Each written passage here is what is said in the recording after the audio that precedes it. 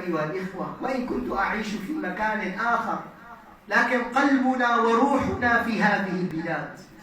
والله والله والله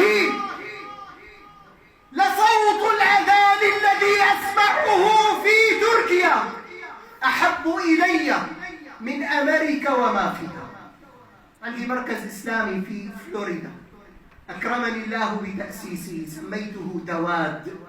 والله حين آتي هذه البلاد مع الشدة التي تعيشونها ونعيشها معكم، لصوت الأذان أحب إلي من أمريكا وأوروبا وما فيها من امتيازات.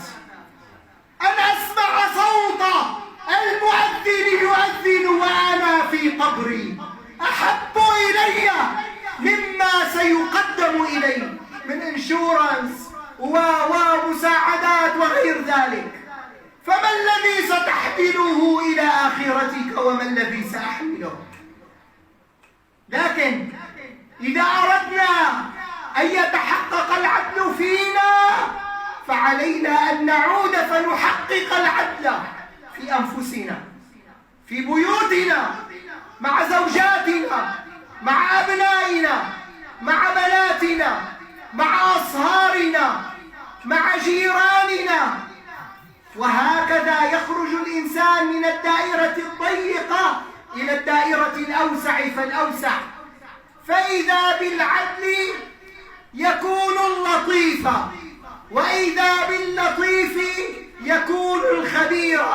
يا خبيرا بحالنا، يا عليما من الأزل، أنت اللطيف لم تزل، باللطف قد عودتنا كشف الكرب، يا من على العرش احتجب، حاشا تخيب من طلب.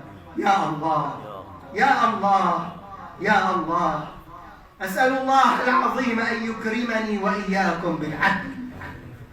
اعدلوا هو أقرب للتقوى، إن الله يأمر بالعدل والإحسان وإيتاء ذي القربى وينهى عن الفحشاء والمنكر والبغي يعظكم لعلكم تذكرون. أقول قولي هذا وأستغفر الله، فيا فوز المستغفرين. استغفر الله.